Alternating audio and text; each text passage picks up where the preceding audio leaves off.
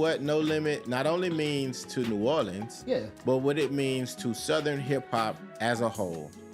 And I saw a young lady today, and this pissed me off. It was early in the morning too. I normally don't get pissed off at tweets, but this was just idiotic. The girl said she basically called Master P overrated. Got lint in her penis and dirt behind her ear. I don't give a about Taylor Swift when it comes to a conversation of numbers. Just take her, move her off the table, because I don't know what witchcraft they doing with Big Blondie. Who is she signed to? I don't even know. That's how much I don't pay attention to her, bro. She's still around here in her 30s singing about heartbreak and fucking in high school. Pasty, babe, move the fuck out the way. She said real Pop-Tart eaters eat it straight out the package. No toaster, no microwave, unfrosted. I reported her page. Shout out to you. Me and you cool on Twitter, but I reported your page for this because this is ridiculous. Don't nobody eat unfrosted Pop-Tarts. That's just crazy.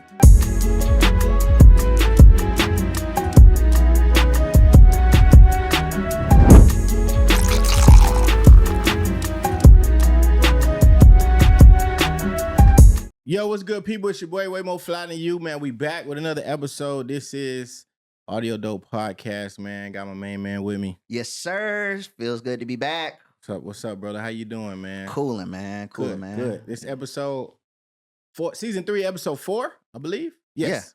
Episode 4. What's been up with you? You've been doing your thing. Right? What's catch us up, man? What's going on? Just working and living, man.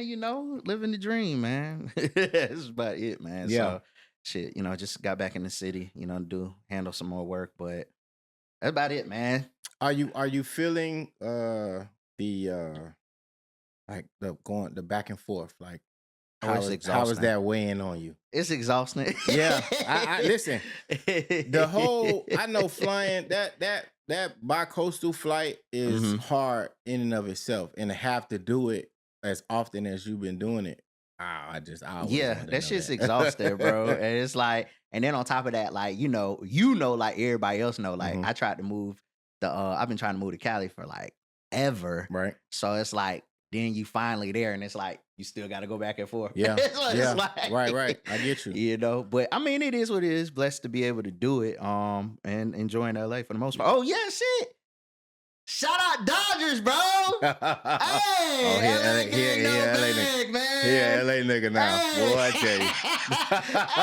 Hey, I was in the parade with the blue on the arm, bro. Like that is fun though. How was the energy in the city? Like that shit was electric, bro. Yeah. Like I don't watch no fucking baseball. Yeah, I don't either. But unless the Rays are there and they always fumble. But it was electric and it was dope to see. Matter of fact, I pushed my flight back so I could fucking go to the parade. Bro. I was like, I'll be damned. So like, but I went that night.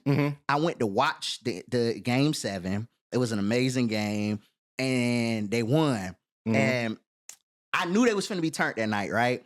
And then I was trying to figure what it was gonna be. I was gonna go downtown. And my homie was like, bro, you're fucking crazy. Like, they're going to be like going crazy downtown. You will not be able to get out. Yeah. It's like, fuck that. So I drove to downtown in Silver Lake.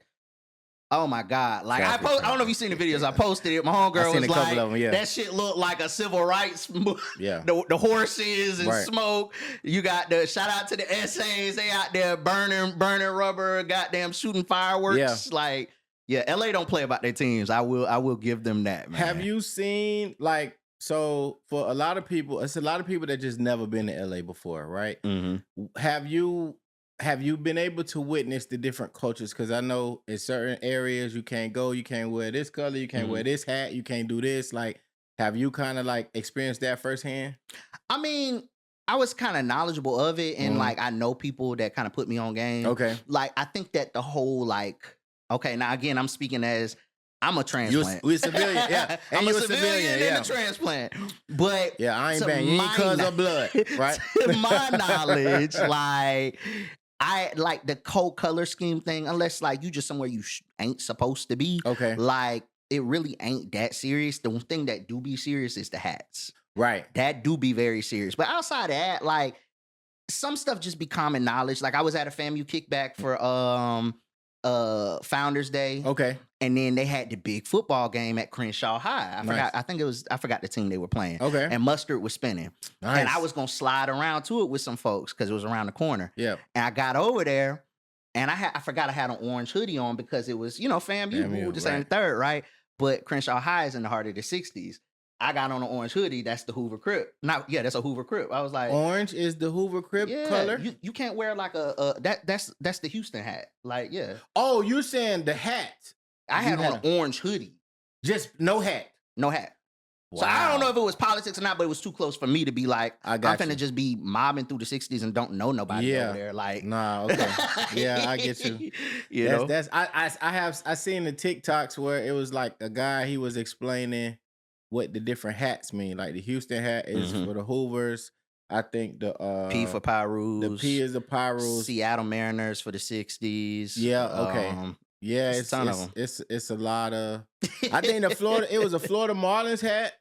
Yeah. I forgot. Florida Marlins is somebody too. Yeah, it's start with an F. I just know that. On 40s, maybe. Maybe. I don't know. The F, not the hat with the F on it. Like whatever that is, whatever. But yeah, okay. Yeah, it's a lot of politics. If you I encourage everybody to use TikTok before they travel out to LA if you want to, see the real LA. It's someone, I'm not even gonna mention their name, but it's an exec. He had like a clip that went viral talking about how like black people move to LA and they forget that they niggas. First and foremost, like grow up. I saw that. You know what I'm talking about. I did. So I saw that. First and foremost, like just proudly, just like you forget you're a nigga. Like, I mean, I'm not gonna classify myself as that. Yeah. But that's first and foremost. And then secondarily, like living there, I understand that like there is a huge black culture in LA. Right. It's a huge black culture in LA. It's just south of the 10. So if your experience is with just like the bourgeoisies, the fakeness, this and the third, like just say you never ventured below the 10. Like Kendrick say, don't say you hate LA and you never travel past the 10. Like that's literally like the heart of LA and like culture is below that line. So what are some of the cities that people would like in rap songs and music songs that they would recognize that's below the 10? And but below the 10 is I-10, correct? Yeah, okay, yeah. So what are some of the cities? Is that like Leimert Park and all Compton, of that? Okay. Inglewood, Carson, Culver. Okay. Like, yeah, all that shit going on down that way. Like it's cool. Got like, you. yeah. So. I like LA, man. I've been out there I think once or twice. And I do want to go back. Like, great city. Like I liked it a lot. I was supposed to go for the Kendrick concert out there, but plans didn't line up how they were supposed to. I had the chance to go to Nelly's costume party. Yep. So that was cool, man. Nelly throws a great party. Let me just start off by saying that it was and it's funny we talking about LA because it was a 90s LA theme. So everybody had the Jerry curls with the the LA hats or the Raiders hats, and everybody was in Dickies with the Chucks. Crazy. It was some lowriders out there. It was probably like 7, 8 lowriders out there. You surrounded by the who's who of the industry. Jazzy Faye was there. He performed. That's who else performed too out there. I was telling you about it. Jazzy Faye performed. Ashanti came out and sung a couple songs. Old boy from Force, Power, Diamond. He was out there. I did not know he was from New Orleans. I'm sorry, not New Orleans. St. Louis. Sorry about that. And the somebody that stuck out as like a sore thumb was fucking YK Osiris was there. I have no idea why he was there. Don't know his music. He even performed whatever song. It was a few people in the crowd that knew the song, so obviously it's like his more popular song. I just was like, why the fuck is he here? Random. Yeah, very, very random. But Murphy Lee was there. That was cool. It was cool to see like all the St. Lunatics with the exception of we know who. Because I don't think they fuck with each other no more. I think Ali, they have banned him from anything related to St. Lunatics. But it was cool, man. It was a good vibe. We were supposed to go to Magic after, but that didn't kind of pan out. But it was all good. You know what I'm saying? But I had a good time. That's what's up, man. Yeah, man. New dope, man. What we listening to? What you listening to these days? New shit. I love the. Have you heard the Chance record with Do or Die? I started the Chance album.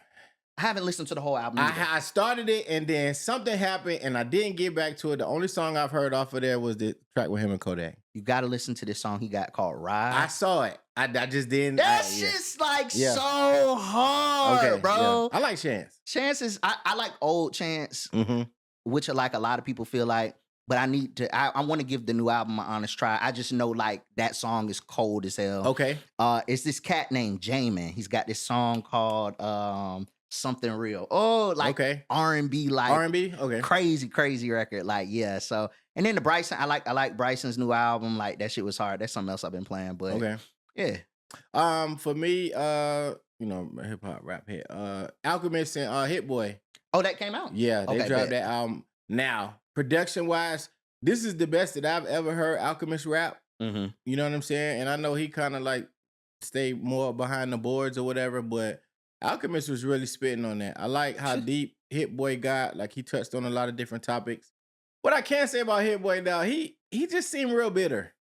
A lot. And like in a lot of his music, like, it's almost like, I'm here now, niggas ain't never believe in me. Like, he got a lot of that, niggas ain't never believe in me, but now, you know what I'm saying, you need to know who I am, and I'm this, and it's like, bro, you Hit Boy, bro. Like, you have carved the sound for some of the greatest hip-hop production that we have ever heard. Like, I get it, you know what I'm saying? Like, he probably got a huge chip on his shoulder, but I hear it in the music. But the overall project is not long, like how we talk about a lot of times. It's not a long project. Very, very dope. Like, I like them going. I hope they, continue. I gotta tap in, because I've been seeing them, flirt with that. And then I remember they did a song like a year ago together, and it was hard. So, And I like the Ransom and DJ Premier. Okay. Got an album too. Premier is self-explanatory. But over the years, I have a greater appreciation for Ransom and how he raps. Like, Ransom is a really, really, really dope rapper. Okay. So you know what I'm saying? I have been listening to more and more of his music. I know a lot of people probably don't listen to it, but I'm a lyrics guy first. So listening to Ransom, like, and just hearing how he kind of paints pictures in his bars, like, he's a dope rapper for sure. Okay, bet. So yeah, man, like, it's a lot going on nowadays, right? So we'll start with this was a lot of it caused a lot of conversation around the topic of no rap being in the top 40. Oh, yeah. And like the first time in like 35 years or something like that. Which led me to another conversation we had on here about whether or not what the place in which hip hop mainstream is right now, right? And it's the first time that we haven't seen any rap in the top 40. That has since changed since that has happened. Yeah, a little bit. You know what I'm saying? Because I think Meg is like 38 with whatever that song is. The song that she put the Lover Girl record. So and this is the first week that she's. And it debuted at 38? Yeah, it debuted at 38. Yeah, so, Which ain't the greatest, because normally she debuts higher than that. You know what I'm saying? Yeah, so. There's a lot of mixed reviews on that song. True. I mean, it ain't my demographic. You know what I'm saying? I love the sample. Yeah. I love the sample. I thought the whole bridge portion of pop your pussy for your nigga was just very I didn't get it. Right. Because it just came out of nowhere. Yeah. But I thought it was a lot of sour hate on the timeline towards that record. Do you think it's important that, does it matter that rap is not in the top 40 in the first time in 30 something? That's the thing, bro. Like, doesn't matter. I'm going to say this. I'm sick and fucking tired of seeing people like between like old heads, executives, or just like people in general on the timelines caping for the fact that it's not present. They're saying, oh, we don't need that. Or if you use that as a barometer of like, if something's dope, then your opinion shouldn't matter anyways. Listen, bro. Like, the presence of hip hop in mainstream is important. Yep. Making hit records is important. Yep. Like, you say you just left whose party, right? Nelly shit. Nelly, yeah. And that was a vibe, right? Facts. And and the irony of you saying that shit, I was out for Halloween, right? And you know who I seen dressed? I seen an outfit of. I seen a Nelly and Kelly Dilemma outfit. Okay. The most random shit ever. Yep. And it made me think about the song and how big that song was. And it's like, no, let's not fucking pretend like having hit records in the culture and songs being successful on the charts and being present on the charts doesn't matter because it's just supposed to be some cool to us shit. Yep. Like, I hate that narrative. Like, I do think there should be balance. I mean, I love artists that I'm not going to say they're never going to see the like charts, like Larry, Dom, like, stuff like that. Yeah. So I love niche stuff too that like is just cool and doesn't play the numbers game or charts game. But let's not pretend that it doesn't matter. True. So true. And hip hop extends more than beyond just music too. So to your point, you know, Halloween come around, a lot of costumes are hip hop related and hip hop based. We still got hip hop in commercials. You know, we're still seeing even let's look at, we was talking about this before, YK Nisi. Like in ESPN and sports, like everybody doing the whole whatever little dance and shit like that. So hip hop is very much relevant and has placement in mainstream media, period. But it's not plentiful. I say this like this, bro. Like, name 5 songs from 2005 that are hip hop records that have had the stickiness to them. That Mutt, Folded, It Depends, Burning Blue. Like, I'm giving you R&B songs. Right. That were, when this whole conversation took place, in the top 10 to top 30 on the charts. Let me see. A Lot, :21. That didn't come out this year. I'm talking about. You said 05. I'm talking about this year. Oh, 25. Sorry. I thought you said 05. Since 05. Okay. Shit. What Nokia placed? Nokia was up there. I mean, Nokia chart. Yeah, it was like a top 10 record. But like, you feel like that was like a Wim Whammy, but it didn't chart. I don't think Wim Whammy charted. It did. It peaked, like, I think it was like in the top 60, 70. Okay. And also too, I think depending on where you go, like, cause we've had songs that are hip hop based and you hear them everywhere you go. Like, it's a part of DJ's sets. It's power hour songs, right? So Wim Whammy definitely has been one. We Gonna Fuck Tonight definitely is up there. Nah, now. That's definitely, You know what I'm saying? He got him a hit with that shit. Let me see. Shoot. Damn, unless it's Drake, like Kendrick, of course, not like us. I mean, that goes without saying.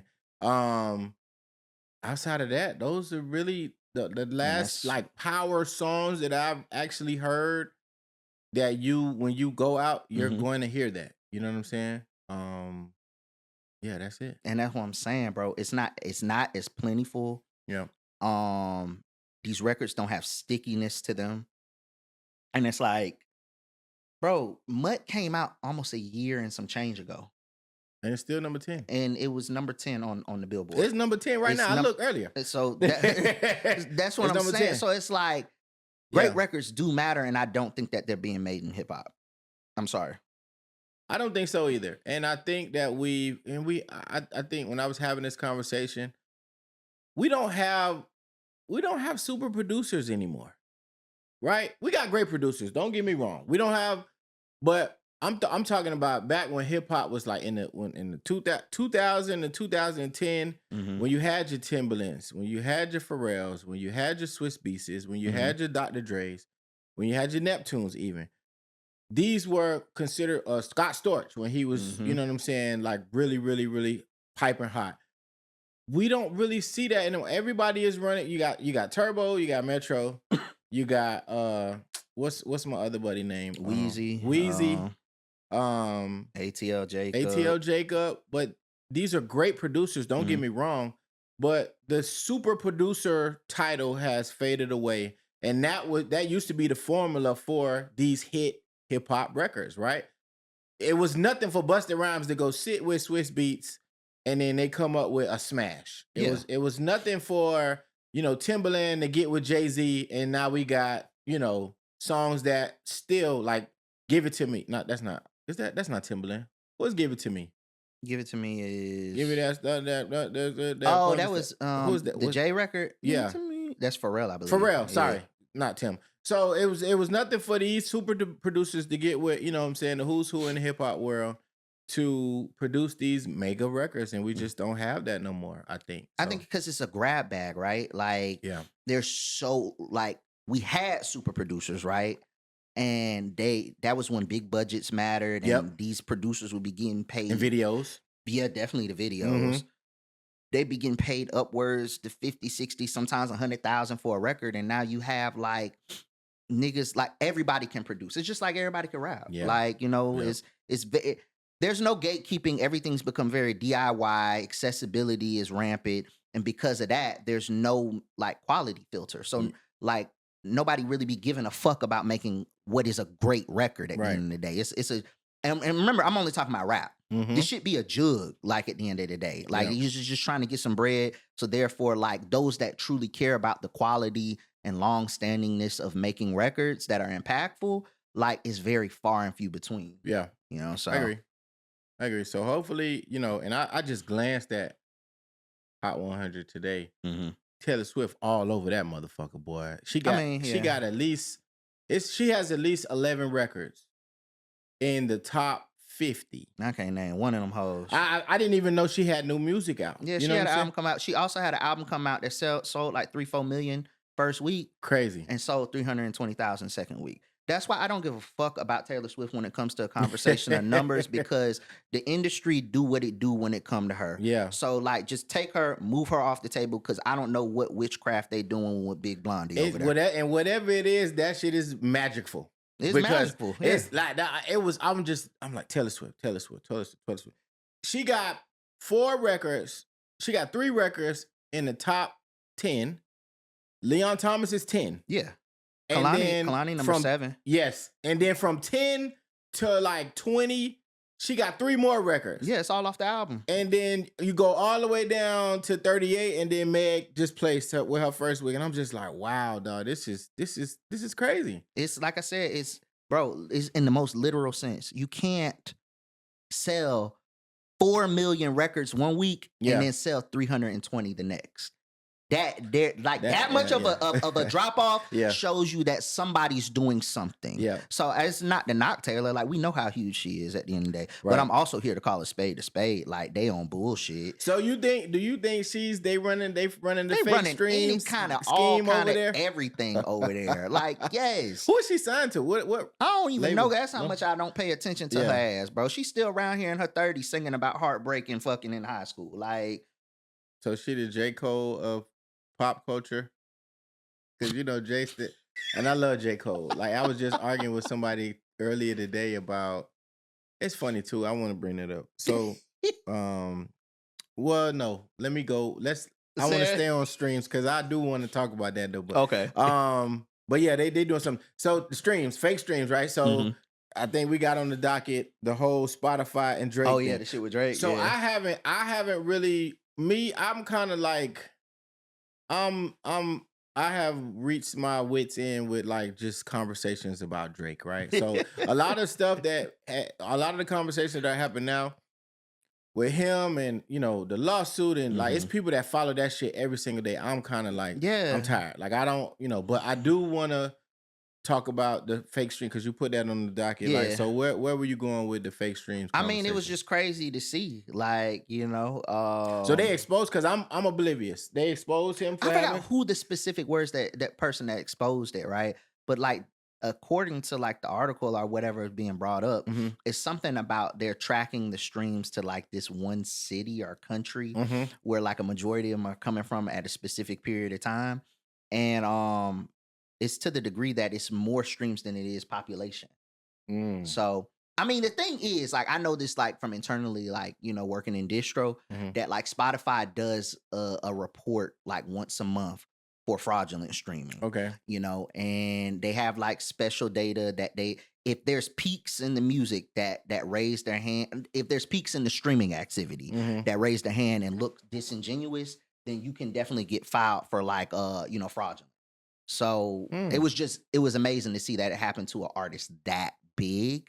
But yeah, that's so so how, I guess I'm confused because let's just say, let's take a city like any kind of city, any city.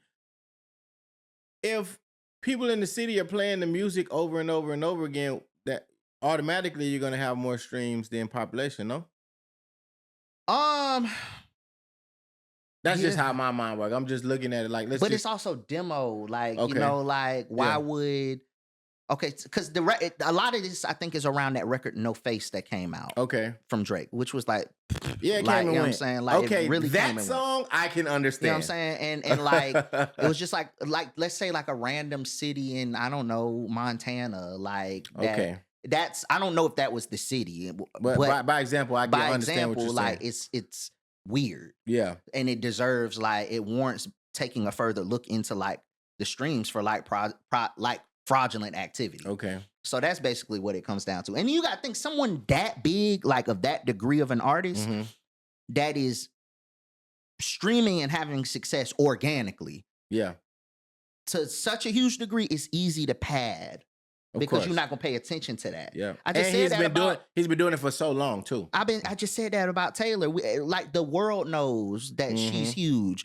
Oh my gosh, she came out and sold 4 million records. That's the headline. But nobody wants to talk about the second week 3.5 million sale drop off. Yeah, you know what I'm saying. So it's when you're that big of a degree of an artist at the end of the day, it's easy to pad stats. I'm not saying that's what he did. I don't know what's like what it is. But I can see where it take place. Yeah. Okay. And he poked the bear with Universal. He did. And so now they pretty much they pulling the skirt up, man. They pulling the skirt up. So there has been a lot of conversation around this Cameron suing J. Cole issue, right? And for those people that probably haven't heard about it, basically for what was the album? Something 2024. That's why I was trying to. Was it because that's the intro, right? That's the intro of Cole's last album, right? Yes. And was it that record, or was it like there was another record that Cole dropped with Cam on it? That was just like a loose. That was I believe that was the only song that they had together. It was Might Delete Later. Oh no! So they have 2 records. What's the first one? The first one is on, but Cam wasn't rapping on it. The first one is on the hook. The intro of what is it? Off Season? The album where he finally had features on it, like Lil Baby, Diddy, and all of that shit. No. That I'm telling you, the intro to that album, because Cam come out of nowhere talking. Yes, Dipset. He would. Yeah. It's typically easy for me now. I know that's 95 South. I remember that song. You're right. He just did the like kind of like ad-libbing and like a monologue type thing. But this particular song what Cam was actually rapping on is called Ready 24. Okay. And this is off of Might Delete Later. Apparently, so I've been kind of looking at this story, right? So Cam alleges that he did the song back in 2022. Okay. The album dropped in 2024. Yeah. So it was a 2-year-old verse. Cam did the record. He said it took him like 5 minutes to do the record. But per their agreement, and I don't know if this is contractual language or if it was memorialized or whatever, but Cole was supposed to do either a couple records on Cam's new album and or appear on the podcast. Okay. And apparently, wires got crossed, a lot of miscommunication between the two, whether it was via teams, their respective teams, or them individually. And Cam kind of felt like Cole was giving him the runaround to withhold his end of the bargain. So the nigga he filed a lawsuit. So Cam filed a suit to recoup what he was supposed to be paid for the verse, damages, streaming and all of that good stuff. Oh no, man. I mean, well, your word is your word at the end. Yes, so if he did agree to do that and he ain't follow through with it, I agree. That is fucked up. So I'm not gonna take from that. And I'm not even mad at Cole for going the legal route, especially if I've been reaching out to you and I thought that we was, had a good a cordial business relationship or understanding because we're both rap artists or, upper echelon artists. And if you agree to do something, bro, and also this was another key point. There was never a timeline on when Cole was supposed to return said favor. Yeah. Based off of what I've read. And we all know J. Cole takes his time with putting out music. Yeah. He takes his time with doing pretty much everything. I think with the whole, like he wears a lot of hats. He got a lot going on, which I completely understand. And I guess Cam just don't got the patience for shit like that. Again, to your point, if you say you're gonna do something, do it. And I feel like you should do it in a timely fashion. So slap on the hand for J. Cole there. Now I will say this. Shout out my dog, Beanice, Delaware. Mm-hmm. We was just going back and forth, ironically, about this on the timeline. I don't know what the conversation was, but he basically said that if you think that J. Cole is more legendary than Thank Cameron, you. Yes, I was waiting for you to do this. Yes, go ahead.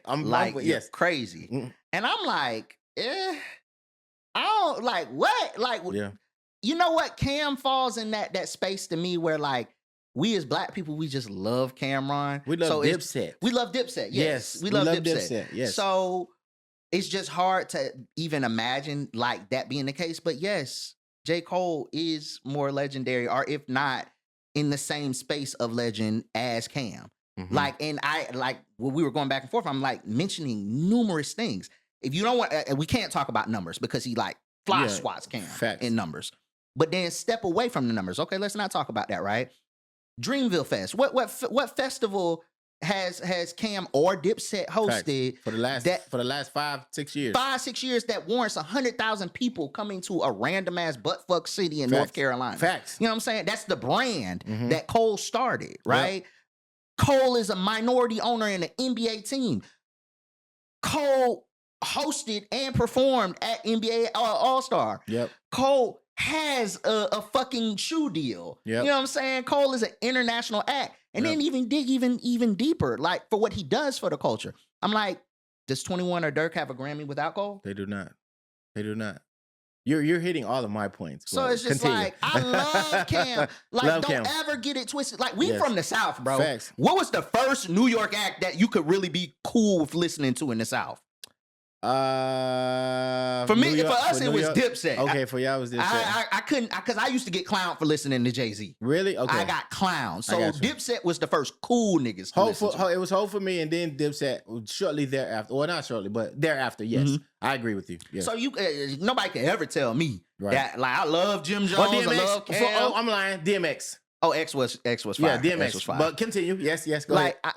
Niggas love Cam. Niggas love Dipset. So this ain't about that whatsoever. It's just like calling a spade, bro. Yes. Like, I think they're legendary, like you said, in their own respective rights. Because and we can go down the list of Cam's accolades, right?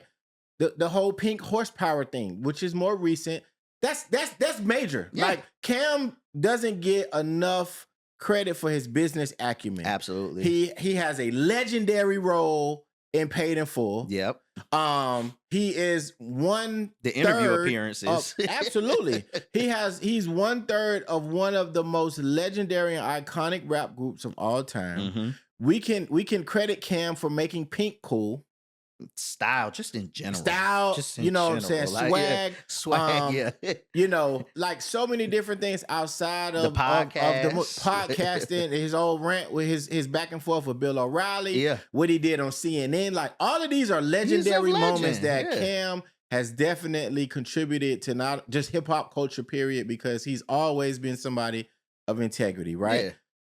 But when we really, really break it down, like they're legends in their own right. Like and they should have. And the only reason they're being compared is this stupid ass lawsuit. Like, that's all. They would have never ever been in the same conversation before this, ever. And even when the song came out, everybody was so like niggas was wetting their pants when that song came out because because this was one of the albums where Cole ain't used to really doing features. And then boom, you hop out with a Cam. The first thing you hear is Cam voice. Cam feature, come on. And Cam wasn't even really active in making music at that time. So it was very, very refreshing to hear. So I would much rather see them, resolve their issues in court, lead that, but and Twitter and social media gonna do what they're gonna do. Lay your burdens down. Let's please stop comparing these two artists, because if we really, really want to get into it, J. Cole raps circles around Cameron. He raps circles around him, like effortlessly. Yeah. Effortlessly. Like, it's not even close. Cole has multi-platinum albums where he's produced and rap the entire album by himself. Yeah. Cameron doesn't have that. Cameron will never have that. So it's okay. And we can go on and on. I know niggas I love paid in full just like the next man. That's what I'm saying. I do. I really do. You know what I'm saying? I do. But at the end of the day, bro, like they're on two different stratospheres. Yes. They're not even on the same planet. They're not. And I want primarily people that live in New York, because that's really who it is, who's spearheading this stupid ass conversation. There's no way, shape, form that these people are on the same level. Like, stop it, bro. Yes. So I'm glad you brought that up, because that's definitely something that I wanted to discuss.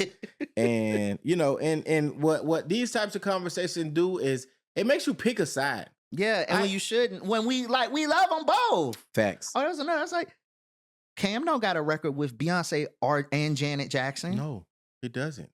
Like, bro, or Erykah Badu. Let's just lay it to bed, bro. Like, we can. Let's just lay it to bed, bro. Like, we love Cam, bro. Just vibe. Like, please leave it alone. Like, this nigga literally put a whole city on him. Was Harlem already popping before Cam? Harlem has always been popping when you talk about New York City. Oh, Mace. Yes, Harlem World. Like, even though he contributed, let's give him his flowers. He contributed to the Mace come up, but Harlem has always been Dapper Dan, all that. Like, it's like being a culturally known, respected, loved thing when you think of New York. Facts. Nobody knows about fucking I'm about to call it Dreamville. What's that shit called? See, that's how hard Fayetteville. it is. Fayetteville, North Carolina, bro. Fayetteville. Nobody know about that shit before Cole. No. And the only nigga to come from there after him was what's Fat Buddy name? Yes. We already know who we talking about. Yes, him. He's the only other person. Like, he put a whole state on. Nobody was. No, let me give credit to Petey Pablo. I'm sorry. Let me give credit to Petey Pablo. Petey Pablo put North Carolina on the map. I mean, and the baby in there too. But this is all before. This post. Yes, this post. Yeah, all of them came after Cole. Yeah. Shout out to Petey Pablo. He definitely put North Carolina on the map. But after that, it was Cole. It's Cole, and it's always been Cole. Yep. And then I was arguing, and shout out to my homie, man, Stone Marley on Twitter. This nigga told me that Cole, he said that the big three is something that people on Twitter made up. Huh? This is my dog, bro. I love you, but I gotta expose you because that was a dumbass take. I'm sorry. What? The big three since 2010, maybe? It's been three people. It's been Kendrick, Cole, Drake. Yeah. And then everybody else. You can move them around however you want to, but it's been them three. It's been them three. Like you can outside of that is like we talk Future, Nicki, there like we argue stuff like that. But like it's only one big three. Even we have gone so far as to see Jay-Z take shots at the big three. Yeah. Kanye takes shots at the big three. Yeah. And everybody below the big three have taken shots at the big three. So for you to try to rewrite history, because I provided you with an article that was in 2022 that said the big three from 2010 until now. So that's what? How many years? That's 12 years? Yeah. I want to say. 2010 till now. That's 15. No, 2010 to 2022. That's when the article was published. So yeah, it's 12 years. Yes, and I didn't provide you with no AI overview. I gave you a complex editorial article that said the big three, and it has the big three in bold letters, and then in the fine print it says Kendrick Lamar, J. Cole, Drake.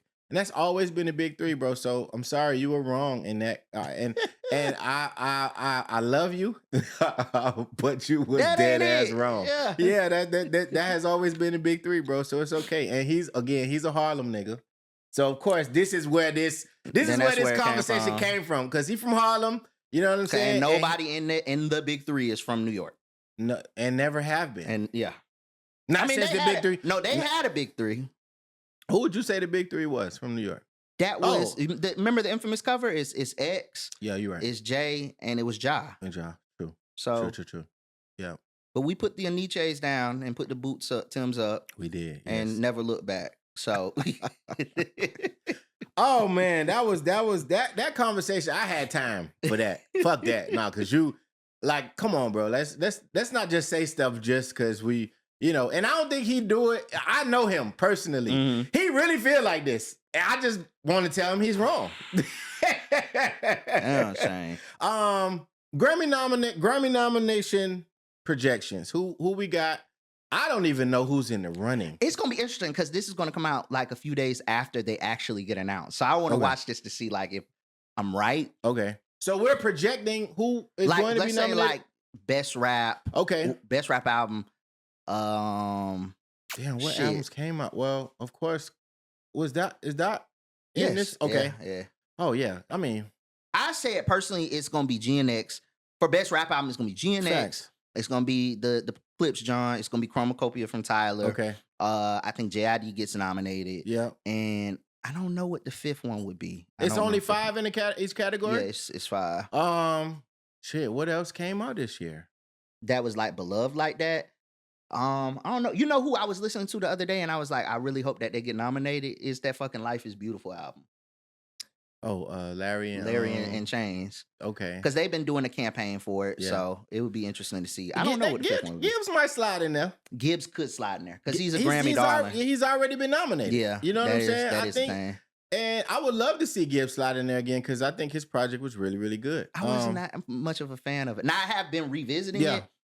And it's more so I like the songs that I like. I love the joint with Anderson .Paak. Okay. And then it's like a Shangri-La record on there. But I do. Yeah, it's cool. I'm trying to think. You said Jid. Okay. I'm looking at all of the albums that got nominated. I mean, all of the albums that came out this year. Mm-hmm. And I think you're right. Like, I don't really see, unless they throw Chance the Rapper in there. That is another possible too. You know what I'm saying? Now, here's the other one. This is the real fight. Mm-hmm. Folded versus Mutt, because that's what it's going to be. Okay. When it comes to R&B, song of the year or R&B song? Best R&B record. Ooh. Refresh my memory. Folded. Kalani. I know, but what's the cadence in the melody? You gonna be the sang on it, motherfucker. Just a little bit. Pick up okay, yeah. No, you gotta go on Mutt. I'm sorry. You gotta go on Mutt. Yes. Okay, I got you. I do like that song though. That shit crazy. But Mutt is, come on, bro. Like that's. I'm for Mutt. I think Facts. you know what I think it is. I think people are forgetting how great of a record Mutt is and was, and its success because of Folded. And I think that they live in their own spaces. Yep. I'm not mad at whoever wins because to me R&B wins. Right. But yeah, people are forgetting how great of a record Mutt was because of how great Folded is. But it ain't nothing like, ooh, come on, dog. That's my part right there. I love that record. I like the remix with Wale. Like it's a really, really, that's probably one of the best R&B songs in the last decade. It's definitely. Yes. It's definitely, yeah. It's definitely. But I mean, at the same time, look at what Fold is doing from it. When we're talking about hit records and impact. Yes. Like Kalani's literally becoming she's been great. She is. But she's become a superstar. And it's almost like it didn't happen overnight. It's been gradual. It's been gradual. Like, cause she's attached herself to, I think, she got a baby from YG? Or they used to date or something like that? Her and YG was dating. Yeah. Or her and Party was together. I feel like they got... Her and Victoria Monet. Oh, shit. Yeah, that's right. Do they have a child? I don't think they got a child. I don't think they got no kid. I know she got a jit, but I don't know who it's from. Yeah, like... I don't know. I feel like I'm right, dog. I don't know. It might be. Who is Kalani's baby daddy? Google motherfucker. Google boy. is. Google. Dog. Kalani is successful her first game. Who is her? They don't even say. Well, that may be the. It say I put BD. That's my fault. Because Google posted goddamn know who the BD is. I changed it. It's called Kalani's baby daddy is Javon Young White, who is a guitarist and a comedian. Yeah, I don't know who that is. I ain't never. Oh, him. Who? I didn't know that. I've seen him before. I've definitely seen him before. He's a comedian and a guitarist, it says, but that's her kid's father. But I do, I remember her dating YG.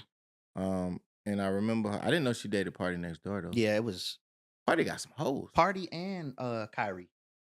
Because that was a whole little thing. I remember that because she cheated on him or something like that. I don't know what it was. Yeah, I just read about that not too long ago. Apparently she cheated on him or went to the game with like Chris Brown or some shit like that. Like she sat courtside with Chris Brown. It was somebody and it was a big thing. Like, but it fucked Kyrie up. It fucked Kyrie up. Like he was like, because they was in a relationship for a while. Yeah, they were. And yeah, I want to say, I don't know if it was Chris Brown. I'm sorry, Chris Brown, if I'm wrong on that, but I feel like it was Chris Brown. She went to the game and sat courtside with somebody. And it set them off. Yes. Because that was like a big controversy. Okay. Yeah, but she's like I said, she's blossoming into a superstar. Yes. And it's amazing to see. I was telling somebody the other, because she got a record that's coming out tonight at midnight, actually. Okay. That's cold as fuck, right? And she was performing in Vegas at one of those clubs, right? Now, if you go to a club in Vegas, that's not like a crowd that's there to see one artist. Those are just tourists, right? Okay. She has snippets out of the song. Why she performed the song and the people were singing the shit word for word. And it's not out. And it's not out yet. It's just a snippet. That's wild. She's in a different atmosphere and it's so dope to see like in real time. But yeah, Folded versus Mutt, that's going to be like hella interesting to see. I'm all on Team Mutt, but Folded, you can't like, bro, she done brought all the, did you see all the R&B greats doing? Yeah. You know what I'm saying? Like it's something to be seen. And it's gonna go number one. I've been predicting this shit for months. It's gonna go number one on the Hot 100. Tell Pasty Bay to move the fuck out the way. What you call her? Pasty Bay. Move the fuck out the way. Make room for an actual hit fucking record, bro. Oh, man. You don't want to hear about your juvenile fucking stories, bro. Like, move out the way. Folded is a great record. That shit about to be number one. I like it. I do. And I think I'm interested to see the nominations because I think the Grammy, I mean, we've had a year to where I don't know how this, I mean, of course, Kendrick dominated 2024 and the earlier part of 2025.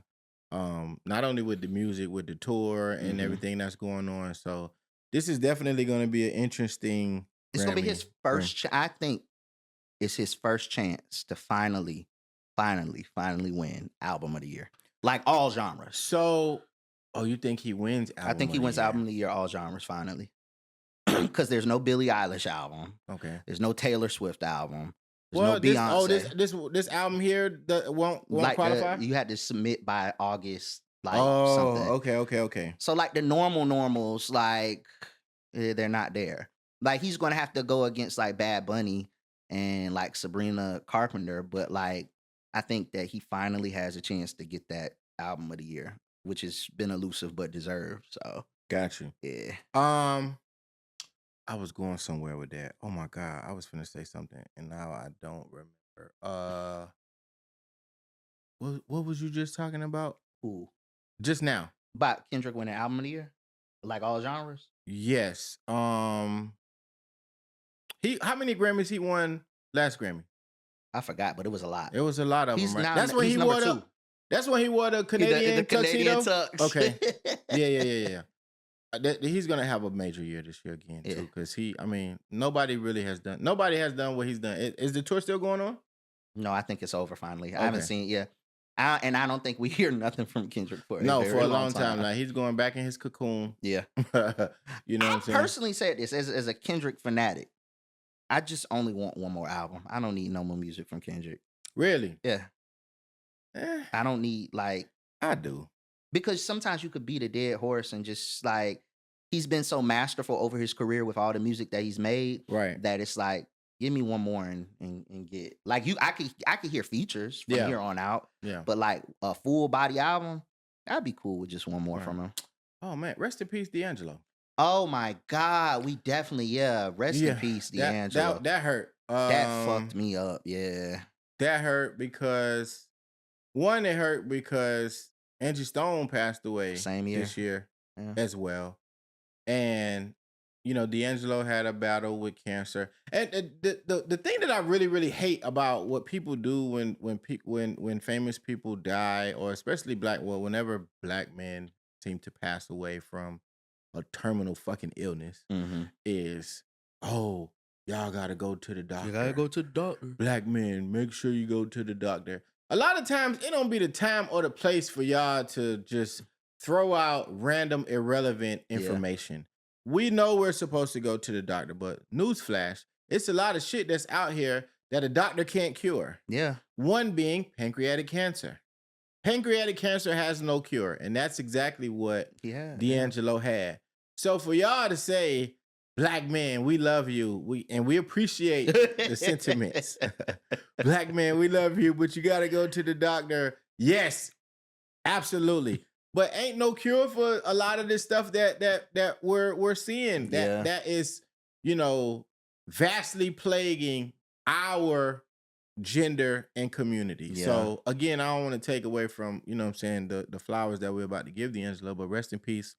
God bless the son the child that he had with Angie Stone. Like, losing both of your parents in a 12-month period in the same year is heart wrenching. And my heart and my prayers goes out to him and his family, man. So yeah, I forgot about that. Like, that has definitely happened since we recorded. And like losing him was just different, man. Yeah, I don't know what it was about it, but it was just different.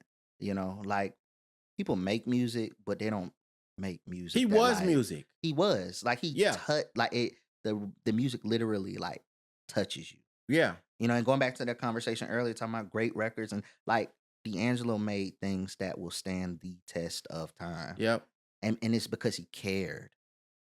I think somebody said, and I could be wrong. Hopefully, I'm not wrong. I remember I saw an interview Raphael Sadiq was doing, and he was talking about the making of Lady. And I think he made it, and it was supposed to be for Prince. I think I'm right on this. It was some big name artist, and Prince is sticking out to me for some reason. But he said Prince turned it down. Sure. And I don't know if around that same time period, D'Angelo, they were in the same city. D'Angelo came to Raphael Sadiq's house because Raphael Sadiq doesn't like to record with a lot of people. He's not the typical studio person. He records out of his home, like in the comfort of his own home. He had a house studio or something like that. D'Angelo came and they worked on the record, and it ended up being his. And I think it was Prince that he said. But it's stories like that just like you don't hear. I wish we heard more of it. The point that I was trying to make is I wish we heard more of those stories while people were still living. While they're here, you're versus right. What when we got to hear about it and be like, damn, that's how y'all came up with one of the greatest songs ever of any genre. Yeah. You get what I'm saying? So yeah, again, rest in peace, D'Angelo, rest in peace, Angie Stone. Like, that was a hit to the community, man. NLE Chopper and Youngboy. This a YN conversation. It's definitely a YN conversation. I be making fun of the geriatric. Yeah, the geriatric general. I'm gonna pass this to you. Now, I have seen the video. First and foremost, I think NLE Chopper I think he needs psychiatric evaluation. I really do. I don't think that young man is well. I don't. You know what I'm saying? Because and the reason why I say that is because he was on, and I don't know the name of the podcast, but it's the podcast with. Oh, when they were sitting around the table. Yes, dog. With him, it was him, Jonathan Majors, Kirk Franklin. It's Kirk Franklin's show. Yeah. Kirk Franklin, Ray J was there. Yeah. For whatever reason. Yeah. And it was another individual. I don't know dude's name, but he real strong muscles, dark skinned guy. I think he is an actor as well. But the conversation, I believe, could have went so much better had Ray J and NLE Chopper not been there. Because this was a conversation for mature individuals, and I just don't think that NLE Chopper, whatever, however you say his name, I don't think that he was mature enough to engage and participate in that conversation. A lot of people love to say, oh, well, that's the reason why he was up there. But when you're having certain conversations, you have to be able to listen more than you talk. Yeah. And for him, unfortunately, he does not have the ability to do that based off of what I saw. Because he was cutting people off. He was being defensive about a lot of the conversations that were taking place. He was trying to outsmart a lot of the people that were 10, 15, 20 years older than him on the panel. And I'm not saying age automatically attributes to you being smarter than somebody. But a lot of these guys have way more experience than life you do. Experience. You know what I'm saying? Life experience. And yes, you come from, wherever you come from. And I'm pretty sure you've seen a lot of traumatic different things. But sometimes it's okay to shut the fuck up when you're in a room with a lot of wise people and just listen. That's all. But I don't know what's going on between them two. I seen the video. I don't know what's going on either, right? Yeah. But the video... I seen somebody say sorry to cut you off. Somebody said he a Grape Street Crip, but he in the video with red pants. He is a Grape Street Crip, right? I did see that. There is like this. I don't know politics. Remember, civilian gang, right? But there is this connection between the Grape Street Crips and fucking Memphis for some random reason, and so I get that. But him being in the video, throwing up the dubs. Yep. What, like, in a red, but the red fit with fire. I want to find that motherfucker. And he's in a Tupac infused music video. Hey, man. I don't know, bro. I don't know what the fuck them niggas got going on. I don't know what's going on. Yeah. This man he done went through so many seasons as an artist like that. I just personally don't know. Yeah. Shout out to them. Hopefully, whatever they got going on, me personally, I've never seen Youngboy squash a beef. So this probably gonna go on forever. You know what I'm saying? But whatever it is that they beefing over, the one thing that I can say is, NLE Chopper sat on that fucking show and he talked about how much he's grown, how much he's matured. Oh, this and that. I've been through so much and I just changed my life around, blah, blah, blah. And then 2 weeks later, you released a diss record and video. People in there and slaves and you shackles, holding the man's head, holding his head, detached head, like in your hand, like you a hypocrite, bro. I'm sorry. And then I forgot someone was mentioning this, right? Like, I don't listen to NBA Youngboy. I don't either. That's not. I don't. That ain't for me at all. But in the midst of him having one of the top 10 highest grossing hip hop concerts. Yep. And even though we don't listen to him, we can acknowledge how important and successful he is. The tour is very successful, yes. To the young demographic. Absolutely. Right? I still don't understand why I seen Tamar Braxton bopping around with her bald head. But that's neither here nor there. But we can acknowledge how successful and important he is to a certain demo, right? Yes. And then out of nowhere, we get this video with bro just like throwing salt, hating this, that, and the third. Like, it's weird. And it kind of comes across, it comes across as lame. Yep. I agree. I don't know what he expected to get out of that. Maybe he saw, the beef from last year and thought beef was the wave, but not that beef. This is the most unimportant, we don't give a fuck. Facts. Like, I don't know where it came from, head ass beef. Facts. Ever. Like, I scroll right past all that bullshit. I don't know what y'all talking about. Did you check out the Verzuz? I didn't see the Verzuz. Oh, you didn't? Okay. I've heard plenty about it. I was somewhere when that was going on. I was celebrating my mom's birthday in Orlando, but I was in San Fran because I went up there for the Falcon. Yeah, get there. We had. But me and my cousin, we had the phone on the table when they started. Like, we had already finished dinner, but I kind of was surprised at the outcome because I personally thought, I grew up in the No Limit era. So I'm very, very familiar with what No Limit. Oh shit, excuse me. That geriatric. Man, listen. I'm very, very familiar and well-versed in what No Limit not only means to New Orleans, but what it means to Southern hip-hop as a whole. And I saw a young lady today, and this shit pissed me off. It was early in the morning, too. I normally don't get pissed off at tweets, but this was just idiotic. The girl said, she basically called Master P overrated. She said that what he did pretty much was not remarkable or something like that. Hold on, I'm finna find the shit because I want. That hoe got lint in her panties and dirt behind her ear. I want to. There's no way in this world that you could sit there with. Like when she was born. Hold on, I'm finna find it. I want to address this. Let me see. That shit is crazy, bro. New Orleans, goddamn. I see. But shout out to Mia X. That's the one thing. Why you looking? Yeah. That's the one thing that I kept hearing about how dope she was in the performance. I found it. Yeah, I found it. Okay, so it was a TMZ tweet. It said Master P quickly switched job hats after his viral Verzuz appearance, then nabbed his first win as the University of New Orleans basketball's president of operations, which I did not know that he was the president of operations. Master P has done a lot of remarkable things in the business world, in the rap and music world. Like, shout out to him. This young lady, I won't say what her screen name is, but she says, Master P was a fraudulent basketball player, a failed rapper, and a failed businessman. Master P does not even have a college degree, but was given the position of basketball operations at a New Orleans university because of his connections, although the position required college degree and experience. Master P is not the head coach of the University of New Orleans Privateers, and it's totally disrespectful to the coaching staff who is responsible for the team's success. Now, my tweet to her was, telling you to shut the fuck up off the first sentence alone. I didn't even read the rest. And this is my first time reading the entire tweet because I literally... Because it wasn't worth the while. I saw Master P was a fraudulent basketball player, a failed rapper, and a failed businessman. I stopped reading there and I told her to shut the fuck up.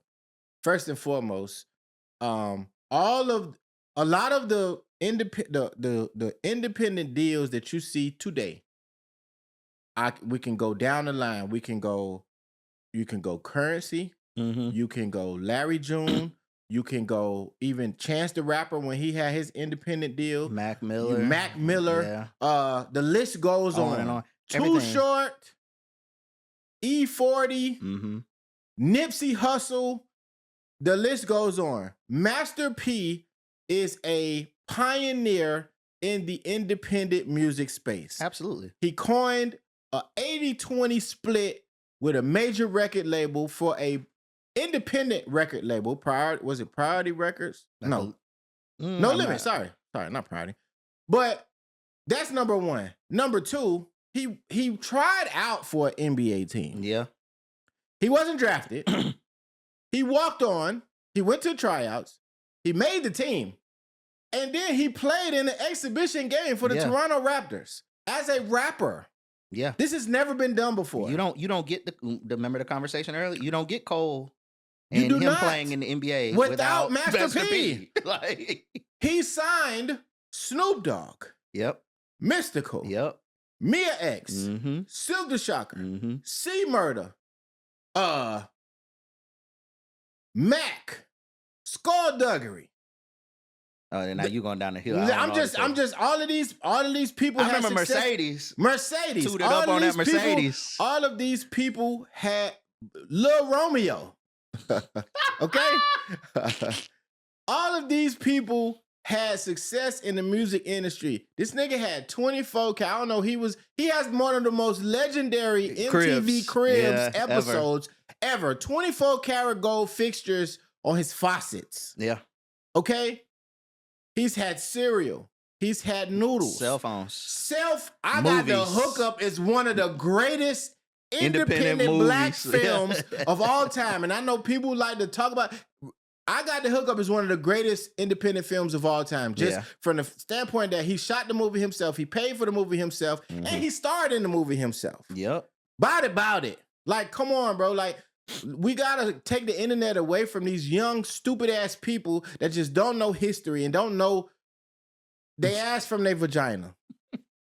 And I'm serious about this shit. Like, stop disrespecting the legends. And our culture is the only culture that really does that, though. Like, stop doing that. Like, for real, bro. Master P is a fucking icon, a living icon and a living legend. What's her? What's her page? You want me to say? I just want you to click on her Ivy. Oh, yes. Now, I haven't gone through the pictures. No, I've seen her before. She on Twitter, and she has all those just like crazy outtakes when it comes to like black culture. To make matters worse, she has New Orleans in her bio. She not from New Orleans. She from fucking So Kenner. you from this? Well, you claim to be from this city. I'm saying she just got to be from the outskirts, talking stupid like that. How you even? That's like me saying, talking down on Trick Daddy, and I'm from Miami. Like that just makes absolutely no sense. Like, so please, all right, but moving on. Shit you said, right? And we gonna wrap up. I don't know if you got one, but I do because I want to ask you something. Okay. So, and shout out to what is her name on her name on Twitter is Auntie with No Kids, right? She shout out her screen name is, I think it's PR Made 313 Raised. I don't know what PR means, but shout out to her, the auntie with no kids. Mm-hmm. She always talking about eating non-frosted Pop-Tarts. Damn, I wonder who that is. You commented on her fucking tweet. That's why I'm asking you. Okay. So she said real Pop-Tart eaters eat it straight out the package. No toaster, no microwave, unfrosted. I reported her page. Shout out to you. Me and you cool on Twitter, but I reported your page for this because this is ridiculous. Don't nobody eat unfrosted Pop-Tarts. That's just crazy. You said, fuck that. I need mine minimum 14 seconds in the microwave. So my question to you is, why on earth would you eat an unfrosted Pop-Tart? Why? That's a terrible food choice. Well, first and foremost, I just can't believe that. And we only acknowledge two flavors: the cinnamon and I fuck with strawberry. And strawberry. Those are the only two. Strawberry frosted, not just regular strawberry. Strawberry frosted with the sprinkles on the top. Don't do that. No, bro. Like, don't eat unfrosted. You put that motherfucker in the goddamn microwave for like good little 13, 14 seconds. Jesus Christ. That shit come out and it be busting. Don't knock it till you try, my boy. I'm going to knock it, and I'm never going to try that. I'm just letting you know that right now. Oh, my God. Yeah, man. All right, so the one I found for you was, right, where did this come from? You're like, always pick the money. Fuck a date. It was a tweet. Yes. Mm-hmm. It was a tweet saying they had Angel Reese. Oh, I seen that tweet. She was sitting courtside. Nah, shout out Angel Reese. Angel Reese bad. Nah, I like Angel Reese. You know, I'm loving the woman that she's becoming in the face of adversity. She has on the court. She holding her own. You know, let me not get canceled. Let me not get canceled. On the court, there are some areas of improvement, but I'm not finna tear down another black woman, right? Aside from old girl from New Orleans, because she need to shut the fuck up. I'm sorry, but Angel Reese, it was a tweet. She was sitting courtside. I think she was dolled up a little bit or whatever. She might have been in her basketball uniform. But it said $500,000 or a date with Angel Reese. And we've seen this tweet before. We've seen it with Meg Thee Stallion. We've seen it with Jay-Z. We've seen it with a list of whole other people. Yeah. I don't give a fuck who it is. Always take the money. Always. I don't give a fuck if it's $500,000 or $800 credit score. Take the money. What are we talking about? Take the money, because money will buy you access to everything else that you're talking about, whether it's credit score, because you're going to need money to pay things off to boost your credit score. To these women that everybody comparing to the money and this and that, these women will never talk to you in life ever. You will never be on a date with them. And it's the flip, bro. What they say, $50,000 or a date with Angel Reese? Take the money. So don't take the money and go on a date with Angel Reese. How much you gonna pay? Correct. You know what I'm saying? So it's just like, it's stupid. Why is this a conversation? So that's where that came from. Nigga, goon in peace at your crib at Shawty. Like, don't fucking bring this stupid shit to the timeline. Bitch, give me 100. Always take the motherfucking money. Always, man. Listen. Hey, Audio Dope Podcast, man. This is season 3, episode 4. Thank y'all for listening so much, man. We gonna return back to y'all with some vibes. Oh, shout out to Karen Civil. Thank you. And that's all I'm gonna say. I ain't gonna put it out there because I ain't one of them niggas that, you know, like to spoil shit before it happen. But thank you. I'm gonna just leave it at that. You know, this is Audio Dope Podcast, man. Thank y'all for listening. My co-host here, man. All right, y'all. Yes, appreciate it.